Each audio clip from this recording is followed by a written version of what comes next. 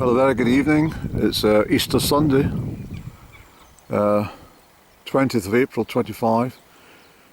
I've been round all the grave sites that I need to be, and I was talking to a couple there and said to them, look how magnificent the blossoms are. And she said, oh, well, thank you very much for pointing that out. I might not have noticed. I thought, how in the earth could you not notice the beautiful blossoms? And the cherry blossom and stuff there, it's just absolutely wonderful. But I just thought I'd relax a minute and, I didn't come down at my daddy's birthday a few days ago. I said I'll come down at Easter. I'm glad I came down today. And I've been round all my relatives. And I've also, I was talking about this recently, but lo and behold, I could never find my coach's, my trainer of all the years when I was in athletics. I couldn't find his gravesite. And lo and behold, his daughter died, and she was 90. She looked identical to him. And I discovered then where she was buried, and because of the freshly dug grave, and I could see that it was she was beside her mum and dad. So I was glad of that. So I put some flowers down at his gravesite. He died my father's birthday. It was a long while ago, right enough, but I thought that was rather coincidental, rather a bit of a synchronicity. And he's not actually buried that far away from my parents. But not in that direction, I hasten to say. But anyway, I thought I'd open the camera for a moment. It's beautiful in the sunshine. I've done my pieces, my prayers and stuff all round, and I decided I'd have a quick cigarette so nobody will mind in the graveyard. I don't think anyone will be that fussy. But it's a beautiful night for mid-April, well, third week. In fact, it's a joyous feeling. I've struggled under that Aries moon cycle, really. It's been rather... well, I obviously, I'd done a lot of walking and stuff, and my days were chewed up very quickly as a result, but it was still quite a testing time. But I can already feel the movement of the sun heading into the sister sign, earth sign of Taurus, which will be happening in the next 24 to 48 hours. But I can feel it already starting to change in the atmosphere, so I'm looking forward to this very much, actually. But it's a very, well, it's difficult to say this, but it's a very peaceful and beautiful graveyard we have. And I did a load, but these people who were, I did a load but not uploaded it, if you understand. I spoke to my camera, I must find that, and I spoke in depth over that way the last time I was down, actually. And that would be in March, Andy, I think it was. Yes, it was, Andy. And how they've stopped all the work that they were doing here from Christmas 23, pushing over headstones willy-nilly. And I don't know if it's a result of complaints, or indeed it is the Scottish budget has run out, and they've run out of cash for this project. Yeah, they've got about 60 million graves to deal with in Perth and Cross alone, so I can understand that they probably don't have the funds to do it. But I was talking to a couple, and a girl there I've never even saw, not once since I were at school. And she's a couple of years older than me, but or a year older at least. And I said to her, I says, she said, no, I'm still in Crieff. I says, for goodness sake, I've never seen you for 45 years, 46 years, I think. She just chuckled. She knows me, and she knew me right away. She says, "Oh, there's Andy." She says to that woman that was with her, "There's Andy." So I went over. I said to her, "How are you getting on? It's a bit chilly in that wind, isn't it?" Just to sort of break conversation. Then right away she started chatting about everything, asking about my family and stuff as well as usual. What a beautiful night. It really is. So I think we'll finish this cigarette, Andy. I think we might open the camera somewhere. Not a very good place to be filming, not really. It looks a bit, well, I don't know, there's something not right about filming graveyards, is there?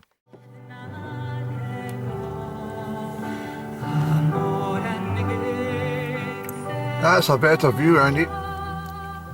The fields have been done and they left us some stubble. I just saw that stick. I noticed it last time I was here, but see that that stick it's now. That was one of my early walking staffs. I took it I walked up the mountains and I came back down, and I stuck it there, and it's been there for about at least 5 years. I'm going to see what it feels like. It must be well seasoned. It could be brittle though. Bear with me, Annie. Look at the beautiful night. Yeah, this is definitely step one, Annie. It is.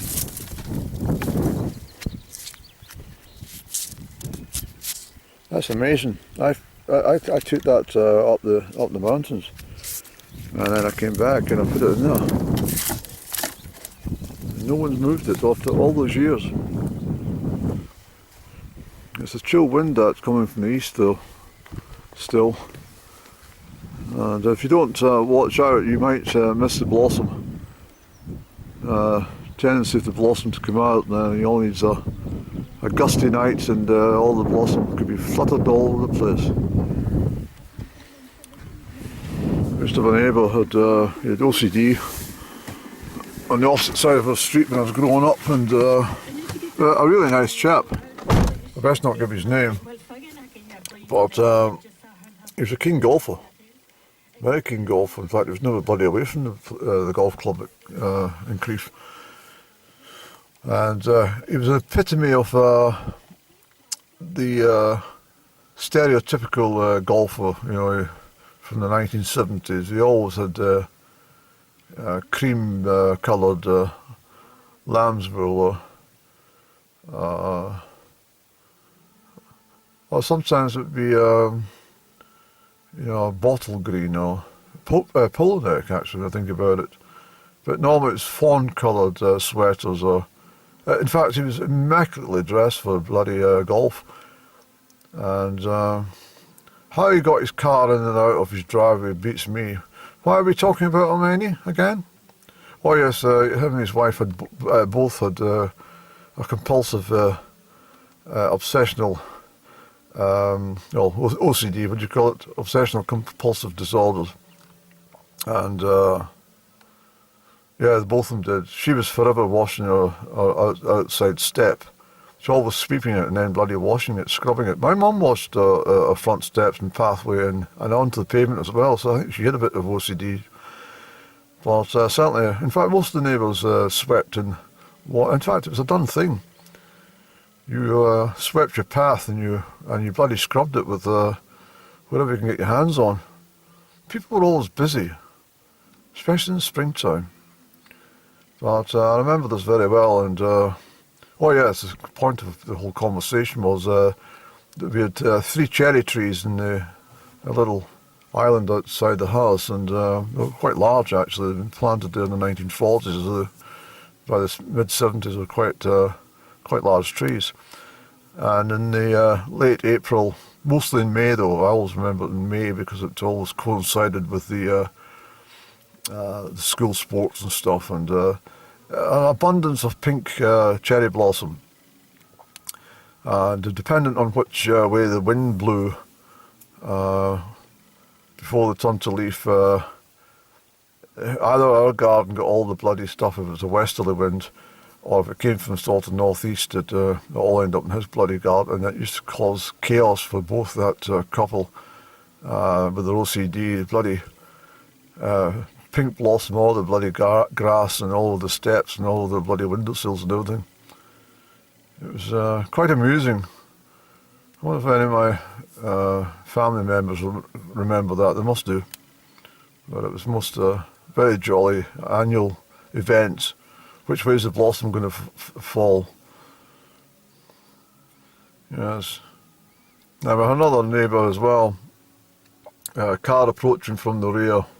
Headlights, LED lights, no need for them. Well, very bright. But anyway, he would never, just talking about lights, that's exactly what we're going to talk about. He would never put the bloody light on, and you could see him standing at the bloody window, straining his eyes to read his bloody newspaper, because he would not turn a light on in his house. I think all these people that surrounded me when I was growing up have all had an influence on my bloody mind and how I think and operate. I'm sure it must be. I think that's amazing that staff still there after 5 years. Crikey, it's more than that, Andy. It's more than, it must be at least, well, I don't know.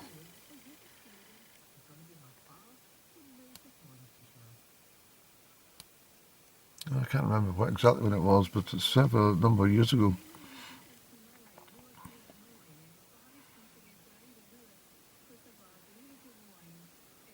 Yeah, so I saw a couple of magpie down at the graveside, so that was quite good.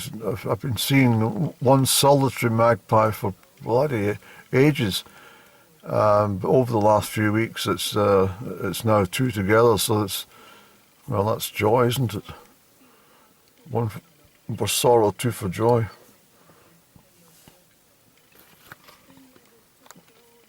These are not old wives' tales. These are meaningful observations through the centuries. But I'm not going to be sitting out bloody on the Manee Road. Well, I haven't been here for a while. The last time I was here was the last time. And what was I talking about? That was 6th of April I was sitting here having a right old moan. Things had calmed down in the cul-de-sac, although somebody was there today for I shouted over, "There's bloody no grass left." But they didn't hear me because of the bloody moor.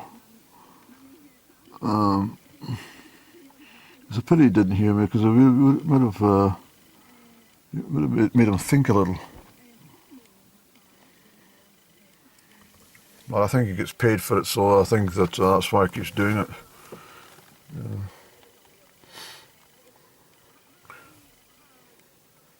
It's been a lovely concert, this actually. It was on the radio station. I didn't know it was on. But it's been absolutely brilliant listening to it. I think it comes from the mod, yeah. I haven't a grasp on what they're talking about, but I thoroughly enjoy it, I do. I'd rather listen to the Gaelic speech than listen to somebody waffling on any other station. Unless it's the Gaelic news. I mean, bloody, I can't stand it. I have to turn it off immediately because they always start with bloody about Ukraine. Ukraine, they don't even say Ukraine, they say Ukraine. And it really does annoy me. I just turn it off immediately. I don't like the news. And, so I think we'll have a drive along, Eddie, shall we? Yes, what time is it? I'm going to put my final load up tonight for the railway walk. I've been busy with it, all the different edits. It's very difficult to edit some of these loads. They're so lengthy that the computer program it starts to get a bit tired. So there are little blips and shadows in it that, well, I'm a perfectionist when it comes to things, and I don't like hiccups. But it's not too bad. But even one mistake can put all the subtitles out of place. It's really really hard work to get these loads. If you do a 10-minute load, it's not so bad. It's just it doesn't mind that. But once you start doing over 30 minutes, it's very tiresome for the computer.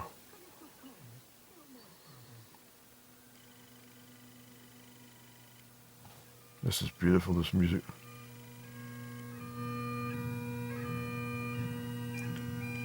Oh, we're not getting a great reception, Eddie.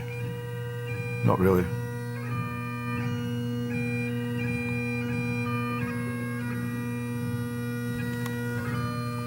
Come on, we'll go along the road a bit, shall we?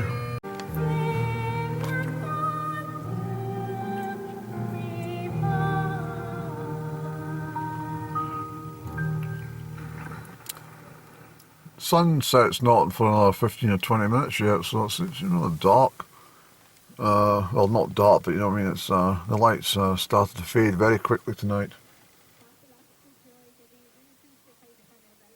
The lambs are all up there. They're quite far away, but they're all enjoying themselves. I'll tell you that much.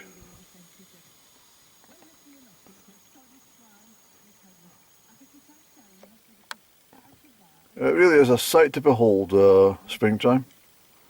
I've just passed a whole row of blackthorn with white blossoms. Absolutely beautiful. Not a good place to stop the car though, I'm afraid. I need to get out for a walk on my knee road, and I might actually do that. Might do that this week actually. I was thinking of walking the railway line east of the Highlandman, but I think what we'll do is we'll take the camera and we'll just walk the entire Minnie Road. Something I used to do, well, just about every damn day of my life for years and years and years. But I've just been mulling over that. That girl I've not seen for 46 years, and just meet her just like that. I mean, we've never had a liaison, right? It's nothing like that. It's just a case of just what's very odd is that I hardly live in a bloody metropolis, and to not see somebody in the same town for 46 years, I mean, what's the bloody odds in that?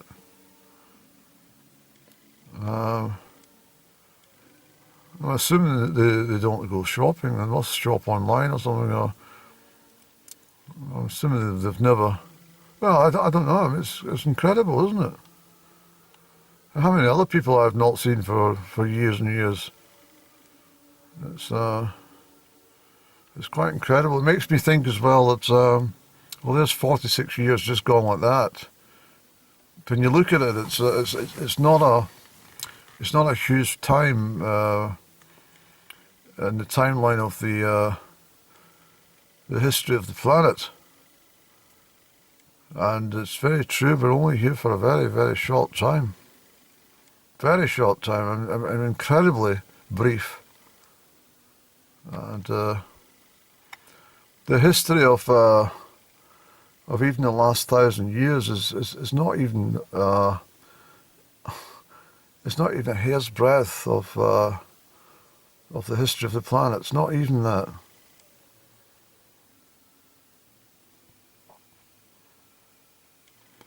So these people that go on about this bloody climate change, I mean, goodness me, it's they've really got to start examining their own bloody logic approach to things. I mean, I'm not going to talk about the weather. No, I'm not going to talk about weather, climate change, or Met Office, or anything like that. But what I have discovered of late is it sort of came to me on the 1st of April when I was returning from Malig, and I saw just about all parts of all the terrain I had walked in that neck of the wood round about Rannoch. all sort of converging at Loch Ossian and Carrúr and Rannoch. And I thought to myself, it's just like a bloody big jigsaw puzzle. It's all been slotted into place in the one day. And that got me thinking, and I thought to myself, that's one way of looking at our lives. It's almost like, I'm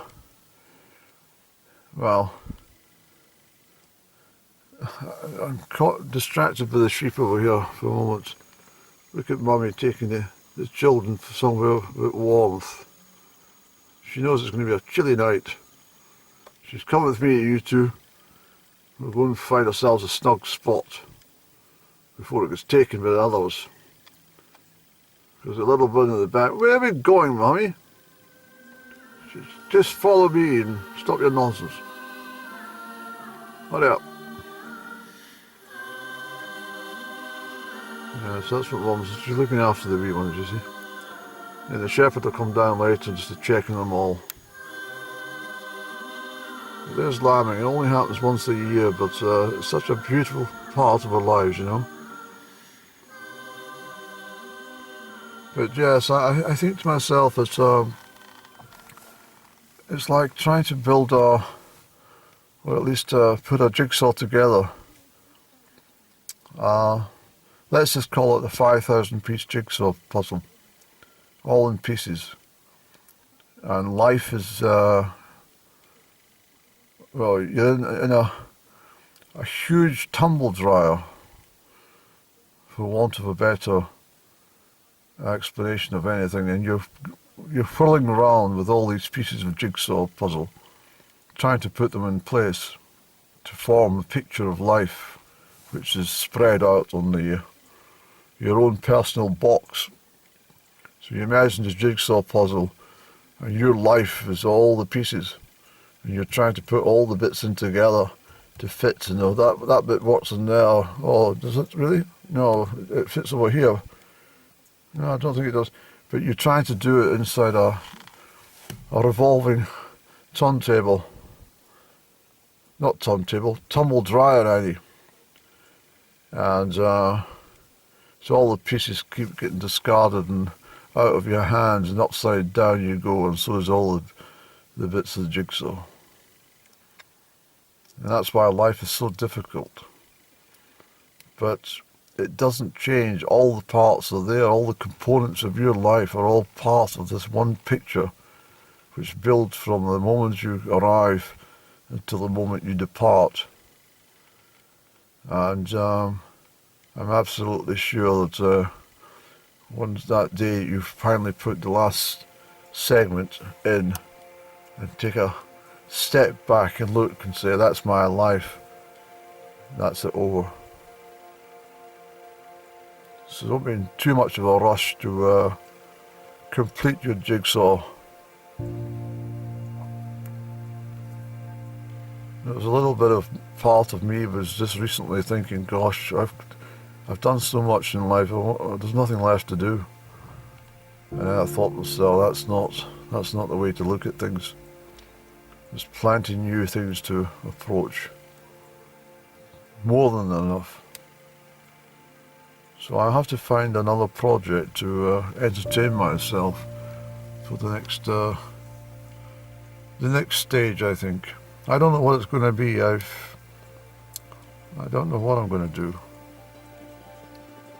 But it has to be something completely different from what I've been used to. Otherwise I get stagnant and stale. Yes.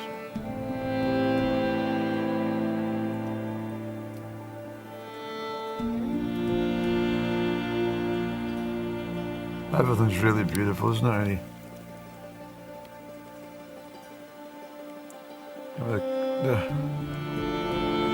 The windscreen's slightly, tinted, so you can't really see the pink in the clouds quite so smartly as if you would be outside, but it's rather pretty.